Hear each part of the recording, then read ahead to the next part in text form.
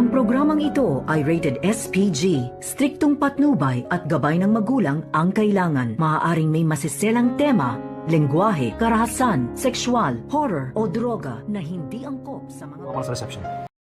Alang-alang kayo.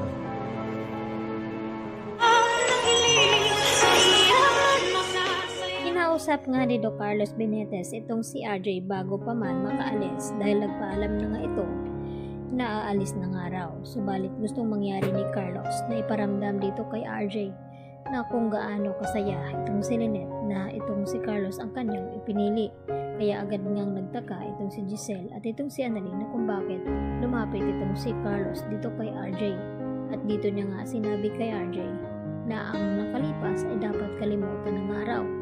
At inalok niya itong si RJ na sumama daw dito sa reception alang-alang dito kay Annalyn.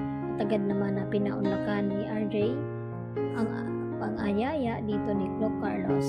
At nagulat naman itong si Lynette nang makarating dito sa reception na nakatingin nga sa kanila itong si RJ. At tinanong ni Lynette itong si Carlos na akala ba daw niya na nakaalis na itong si RJ, bakit naroon na ito sa reception. At tugon nga dito ni Carlos na siya nga daw mismo ang nag-imbita kay RJ upang kalimutan na daw ang lahat, past is past.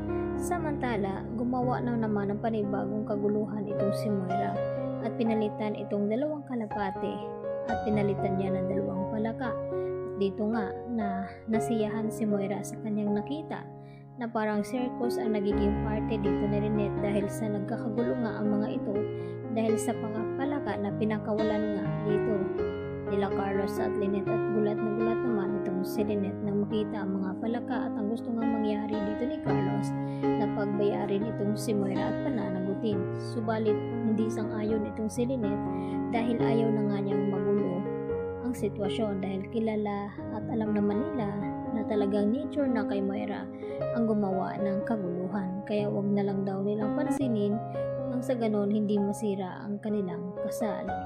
Sa kabilang banda, habang nagsasayaw na nga ang mga ito, ay dito naman na lumapit itong si RJ kay Carlos at nakiusap kung gusto ba daw niya mahiram muna saglit itong si Lynette nang sa ganon ay makausap daw niya ito tungkol kay Annalyn. Subalit na makausap na nga ni RJ itong si Lynette, iba ang mga sinasabi nito na tila wala na nga raw saysay ang kanyang buhay dahil wala na nga daw siyang karir at pati itong si Lynette na nag-iisa sa kanya ay nawala na rin dahil mas pinili nga dito ni Lynette na pakasalan itong si RJ nang sa ganon ay hindi masasaktan itong si Carlos.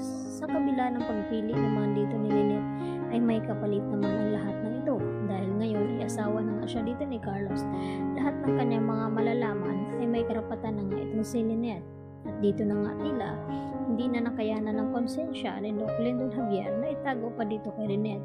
Total mag-asawa naman itong si Lynette at Carlos at hindi na magbabago yon. Kaya dapat may karapatan na ngang malaman itong si Lynette tungkol sa tunay na tinatagong lihim ni Carlos Benitez. At agad niyang kinausap itong si Annalyn at Lynette at ipaalam dito na may dapat na silang malaman ng buong katotohanan. At nagtaka itong si Annalyn na kung ano iyon. At maya-maya, inumpisahan hanggang sabihin ni Doc Lyndon Javier ang tungkol sa tunay na pagkatao dito ni Zoe na nagiging panganay na anak pala ni Carlos Benitez itong si Zoe. At walang kaalam-alam pati itong si Harry na itinatago nga ni Doc Carlos katotohanan na ito dahil sa takot na baka hindi raw makatuloy ang kanilang kasal dito ni Lynette. At ngayon nga na mag-asawa na sila, panahon na para malaman dito ni Lynette at Annalyn ang katotohanan nang sa ganon ay hindi magiging unfair sa kanila na wala silang kaalam-alam. At ikakagulat naman ni Lynette at Annalyn ang kanilang madidiskubre na niloloko lang pala sila dito ni Carlos sa hangarin na matuloy lamang ang kasal nilang dalawa ni Lynette. Kaya yan po ang ating pakatutukan kung pagsisihan nga ba dito ni Lynette at Annalyn na kung bakit naniwala sila dito kay Carlos Benitez. Yan po aking karagdagang abangan at marami pong salamat.